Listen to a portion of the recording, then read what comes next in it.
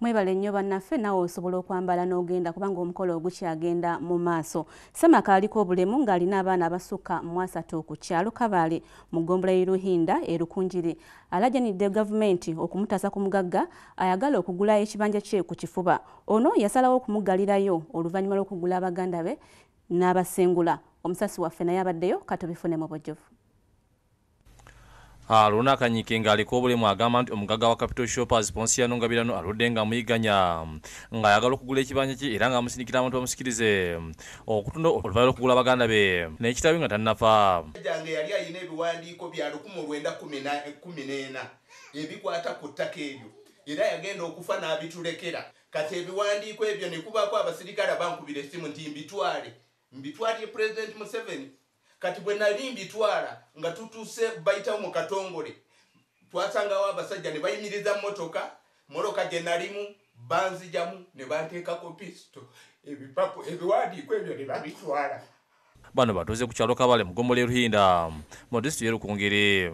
Agamba nti byagenda okumuguza yasala okumubonereza ng'amussaako ekikomero okumwetolooza n'okusiba oluze baali bajja amazzi. Ategeeza mu kiseera kino DPC w'e Rukungiri yabajjinye okujja n'amenya ekikomero ku ssaawa ekkubo erigenda ku luzi n'alagira omugagga okulirekawo. Yasibye entaana zaffe ebijja byaffe n'asibawo embaawo n'ajja ne yeetoolooza ne ku nju yange wano siina bwekyusizo. Nadda ne ku luzzi wano n'asibawo. Ono agamba nti olw'empalani y'amaanyi abantu be bazze batulugunyizibwa ebitagambika nga waliwo ne mulamu we eyakakibwa omukwano.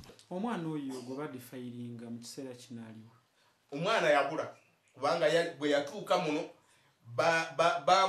bamwogerera ebigambo bingi. Tulinako ne muliraanwa awo yagamba nti singa abadde mwana we nti yakutta oyo nti ne basiba mutabani we nti yandibadde amusalako n'omutwe. Kati omwana n'awulira ebigambo ebyo n'akola ki? N'atya n'abulawo. Kanyika agamba nti yalina abaana abasukka 30 n'abakazi 2 nga talina wakudde olw'omugagga okumutulugunya. Nsaba buyambi n'embeera yange n'ekyobuliisa baana sikyakirina. Baana kugamba ennyina 3 kyokka abaana okuva 2024 okutuusa kati teri mwana ali mu ssomero. Omugagga bw'abuziddwa ku nsonga eno ku ssimu ategeeza nti talina mpalana yonna ne Kanyike ng'obuzibu abuteeka kusiba mukozi we ku musonga obuliisa amanyi era n'ategeeza nti singa agugye mu kooti wakufuna emirembe. To me, between me and you, I don't have any single problem with that man. The only problem which could have happened is that his brother wanaenda kufuruka akavuzita kama my brother barigita hari yange, that is almost like 5 years ago. Bw'abuzidde ensonga lwaki yasibira oluzi mu faamu ye agambye nti talina kyamanyi kubanga amaze emyaka 2 nga tagenda mu kyalo. And I don't have any say about the defilement because the person who is claiming that he has more than 22 years. Ssentebe w'ekyalo Kyawusi Ndagano ategeeza nti emisango gya Aruna n'omugagga yeerodde. Omugiga akija yagura yishewo omuntu owakuganda niho guzire n'endagaano ziro twateraho stamp we Afrika yareba ko afundirwe.